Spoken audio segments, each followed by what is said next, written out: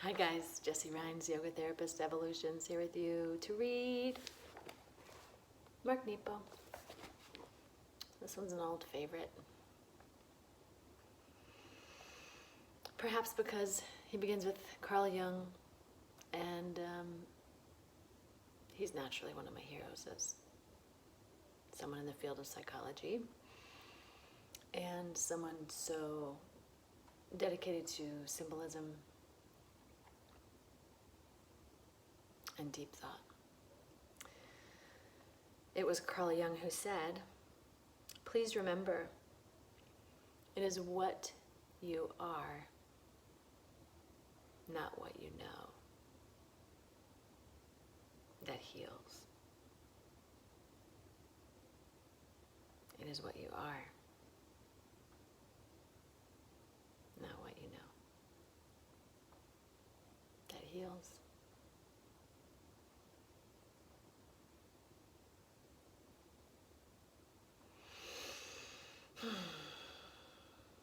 And then Mark Nepo goes on to write, "This is very difficult to remember. I struggle with it daily. Even when I understand this enough to open my heart like a sponge to the day, someone I love comes along in pain and I start dumping my pockets, looking for the one thing that I know that will help them.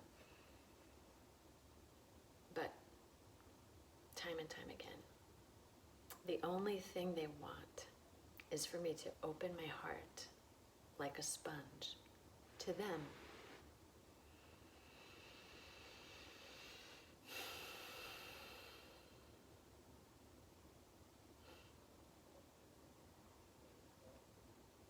They only want to be heard and held.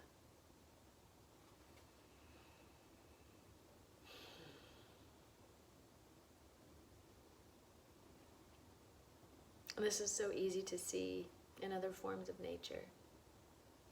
Stars hold the dark by being light. Rivers keep the earth alive by being wet. Wind clears our heads of clouds. These are the teachers that open the heart, the things that wait in our nature for us to bring them alive. These are the things that heal ourselves and each other. When my pockets are empty and I've dumped all I know, I often end up shrugging, admitting my ignorance of what to do. Humbly, it is then that the real work of love begins."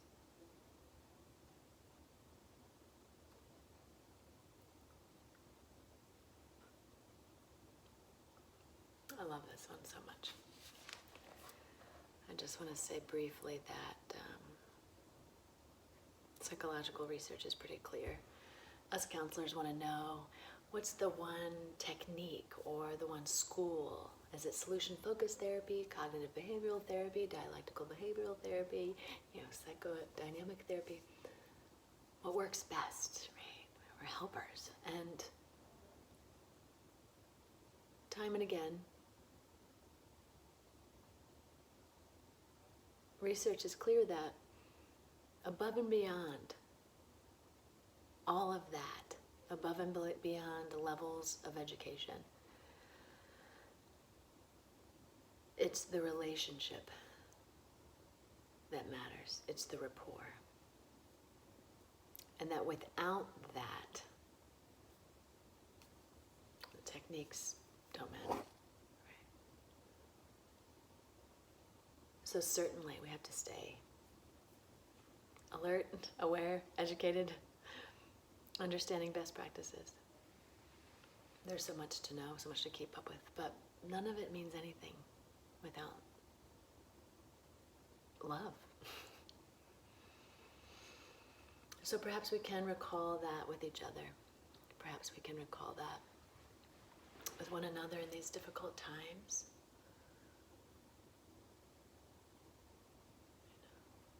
And all the time, This is so relevant. This would have been relevant a month ago, 6 months ago, right? We want to problem solve, fix. And if we could just hold, behold, hold in whatever way makes sense. It's so much more powerful. And in some ways it lets you off the hook. In some ways it's really hard, it's harder. But in some ways it's simple. Simple is difficult, but it's lovely that it's simple, right? So let's close our eyes. Come to the ground. Come to settle. Really, that's what he's talking about, right? Shaking out the head of the keys and the coins, and feeling the weight of your body, feeling the weight of your sitting bones, shifting if needed, and finding the breath. So be a body. And then notice it's a physical body that's moving, that's breathing.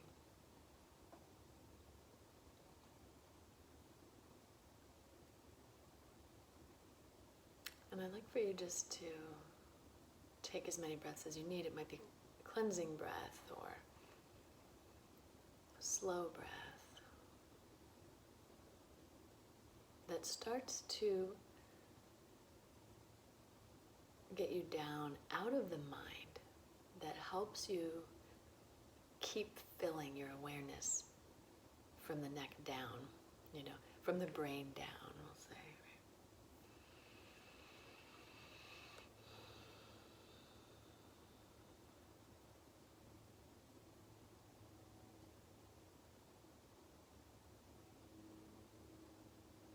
And you might even envision gears in the mind. Sometimes I think of the mind like a gigantic, fantastical clock tower. Big gears, little gears, bits, bobbles, little steam puffs going off, lights blinking. Really, truly amazing and wonderful for countless reasons, right? And I wouldn't even try to stop those gears. If it's a clock in this clock tower, it's good to know what time it is when you go back to the mind, right? We don't need to jam it up. But can you make the choice not to live in the clock tower of the mind, just staring at these gadgets, right? Can you walk down maybe a sort of like spiral staircase? Perhaps that's why the neck is round. And find the heart. Find this strong golden glow, this light, this compass, this true north, this center of true wisdom in a way. When we say mindful, be mindful, what we're really saying is heartful. It's the mind that pulls us out of mindfulness, right? That busy, busy place, chitta vritti, we call that in Sanskrit, mind stuff, fluctuations of the mind. This heart, it knows all that's most important. Perhaps there's fewer words here. There's just a hug for yourself or other. Perhaps it's helpful to use your hands in some way, to turn the palms facing the sky in the mudra of the alms bowl, one hand holding the other with both palms facing up. You can do that lifted, or you can bring it down into your lap. Maybe it's two hands lifted or on the knees, either one, to remember that love is just a reach away, and that even in these times of social isolation, we can provide a hug virtually, very easily, wonderfully, beautifully, effectively.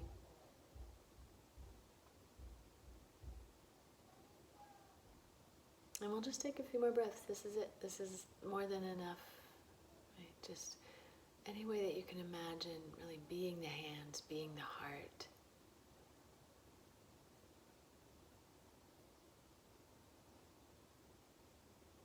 Maybe breathing so that the inhale increases the glow of this heart center, increases metta, or loving kindness.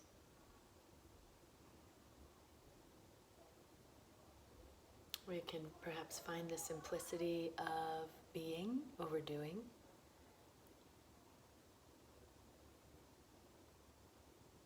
And if there's a word or an image that helps you to return to this place later on when you need it most, when you forget, please find that word or image or mantra and allow yourself to tuck it somewhere safe for safekeeping.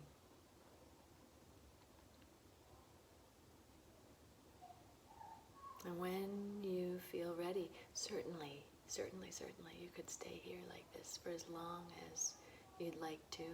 I encourage that. But when you're ready, we'll bring the hands to the heart center, thumbs to chest, dip the head.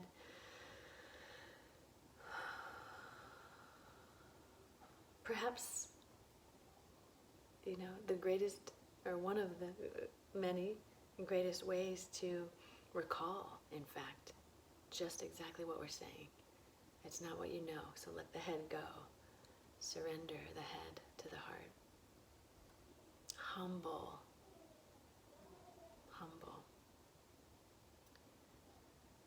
May this practice be meaningful. May this practice bear fruit.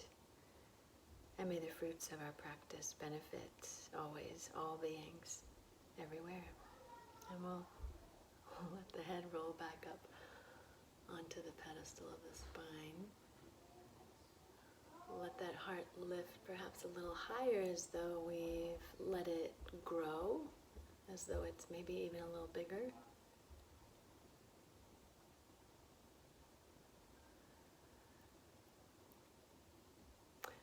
And remember to bring any little talisman of this practice with us. I'll see you again soon. Be well.